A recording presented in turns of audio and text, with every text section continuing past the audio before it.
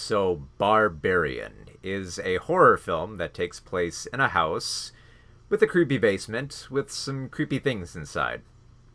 Um, Here's the thing about Barbarian, it's a great subversion for people who want to peg down what they think a horror film is. So in other words, like if you've been on YouTube, you've probably seen like those videos where they say like, oh, here's the hidden meaning behind what this film is truly saying and what it's all about. And a lot of films are like that now, where they do have a central theme, and there's usually one defining scene that reveals everything, that lets you know what this film is about. It's kind of like I think director Nicholas Winding Refn once said that like every film has that one moment where it defines what it is about. And I think a lot of like high-minded horror does have this aspect where you're kind of like searching for like the central core theme of what this film is about. So like you watch something like The Babadook and you're like, oh, okay, this is about grief. And then you look at, Jordan Peele's Get Out and you're like, oh, okay, this is about, racial inequality. And Barbarian, I think, is a great film because it doesn't give you the easy answer here. It sets it up where your mind is basically searching like, okay, what is this connecting to? Okay, I think I know what this is about. I think I see where this is going. And the moment you think you do, the exact moment that you think you have this film pegged down and you can predict everything that will follow, it just flips the board and changes it completely. Now, I know for a lot of people, they're going to find that frustrating. They're going to find it frustrating that, this horror film is just subverting a lot of tropes and kind of like throwing them at the screen and never giving anyone a clear thematic path for what it's trying to do. But that, I think, is what I love about it so much, and also what makes it so much fun. Because here's the thing. This film, if you haven't heard of Barbarian, it was directed by Zach Krieger. And if that name doesn't sound familiar, it's because if it doesn't sound familiar, it's because he was one of the members of the comedy troupe The Whitest Kids U Know. If you've never seen one of the skits from The Whitest Kids U Know, look them up sometime. Everything from like the popcorn sketch to the gallon of PCP. There's so many fun little skits from there. Absolutely hilarious. So the fact that he's making this horror film that he directed and wrote means that he has a pretty good mastery of how to like temper your expectations and play up on the absurdity. I was talking about this too, like, it kind of relates to how like Jordan Peele, who was once greatly known for a lot of humorous roles and just being a great comedic actor, and here he is making stuff like Get Out and Us and Nope, just great horror films. Zach is doing the same thing here, but he turns it on its head, and I love the way that he does it. So the film starts out in Detroit, where Tess, played by Georgina Campbell, has come to stay at an Airbnb while she's in town for a interview. The only problem is she gets to the Airbnb while someone has already booked it. And that person is Keith, played by Bill Skarsgård. And Keith, like, the moment this happens, like, Keith realizes, like, oh, I know how this looks. She's gonna think that I'm squatting here, or that I have some sinister plan to, like, get her trapped here. So here's the thing, like, not only is Keith thinking this, but we're thinking it. The audience is thinking, oh, okay, something's wrong here. Tess had this Airbnb, someone else is in it. What is the deal here? But I love that after that point, most of the rest of that night is basically just Keith and Tess trying to like connect with each other, and Keith assuring her, no, look, I'm on the up and up. Here's my reservation. It's just a mix-up. I'm not doing anything sinister. I'm not trying to drug you or anything. You can sleep in any room you want. I'll keep my distance. I won't do anything. I know how this looks. This looks like a setup to a horror film.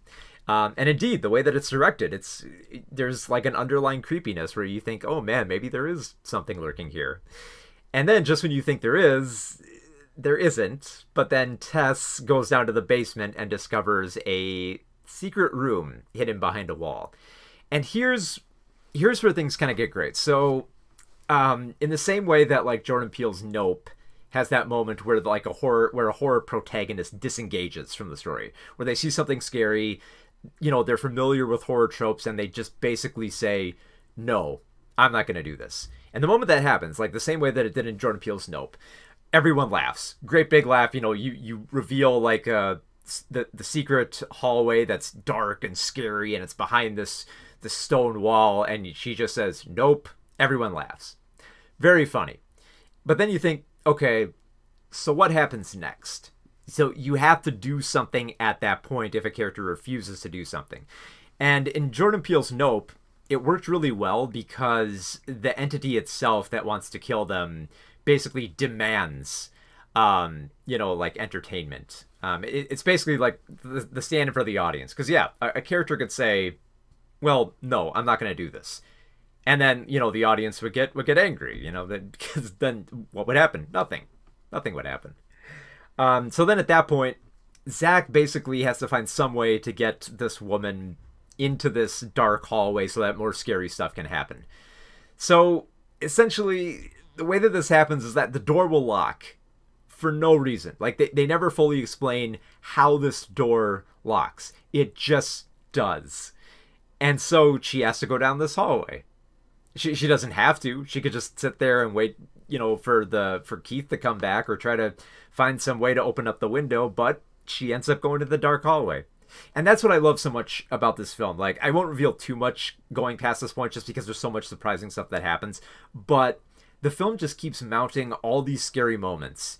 And rather than trying to find the perfect way to stage them, because like a lot of like horror audiences that are expecting this now, where they want very high-minded horror, where there's more of like a calculative and intelligent reason for characters to do the things that will get them into the scary spot.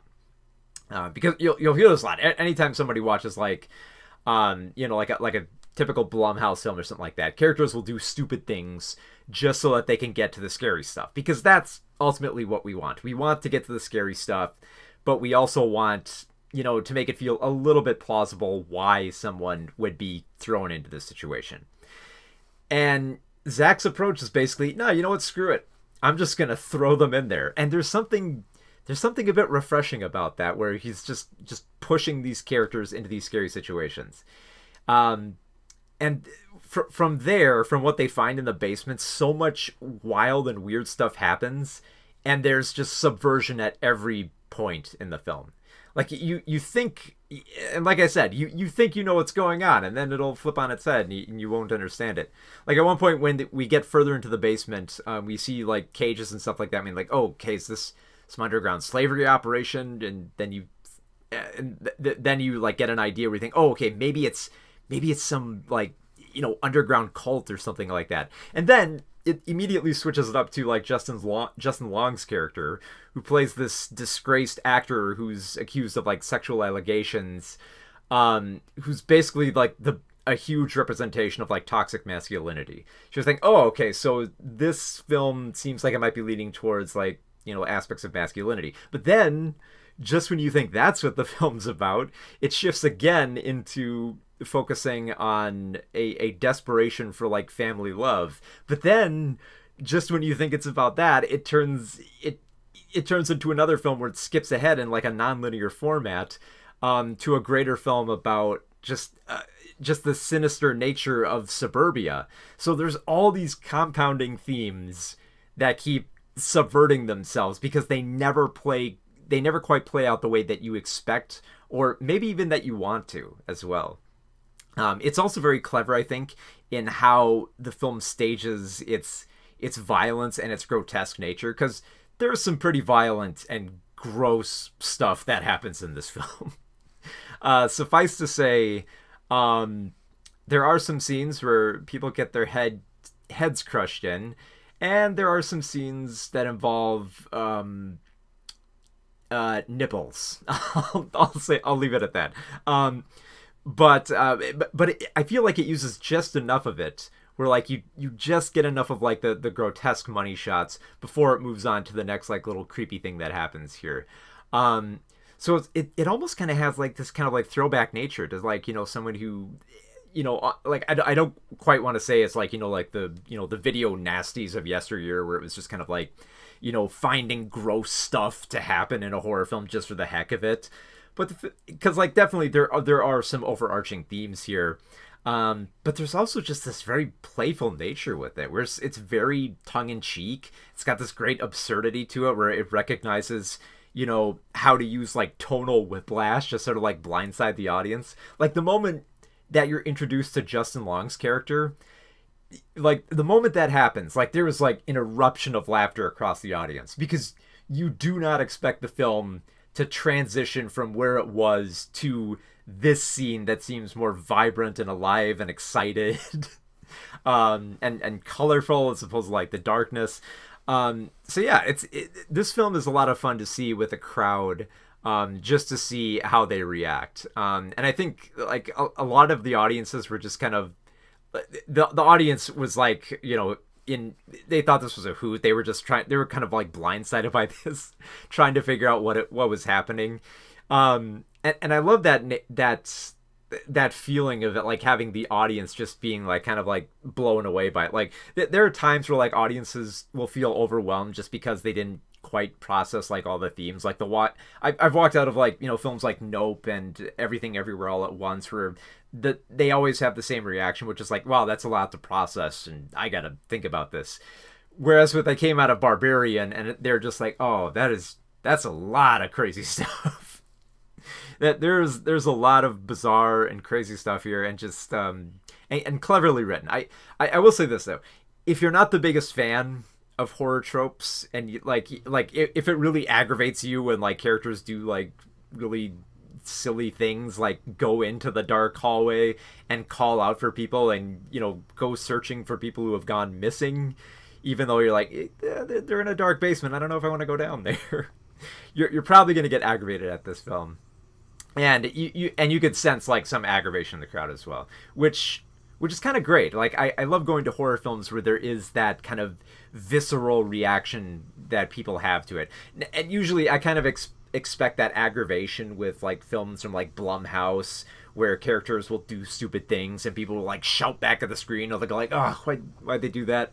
But then to also have that compounded with like laughter and just like and people just going like, what is happening, what's going on, and just being blindsided the whole time was so much fun. It's such a fun experience. Like I know I say this with like a lot of horror films that you gotta see them with the crowd. I think that's like for most horror films that's like a given. Like I mentioned with like Pearl's a great film to see with the crowd just because it's a lot of fun just to see how intense everything builds and mounts. But Barbarian is a lot of fun to see with the crowd, just because they will have no idea what to expect. And especially like if they're like a very astute audience, like they're very like, very, very like astute on horror, and like they think they understand where a horror film is going, like like within the first 20 minutes, they're like, oh, okay, I figured this film out, I know where it's going. Barbarian is like the biggest middle finger to that audience to say, no, you do not understand what is happening in this film, and there is no way you can predict how this is going to end, which is great. I love that very refreshing, unexpected nature to a film like this, and especially a film that is willing to embrace this kind of absurdity that that it feels like you could only get this out of like a B movie, and here it is in like this great little wide release horror film by one of the whitest kids you know, and it's a lot of fun.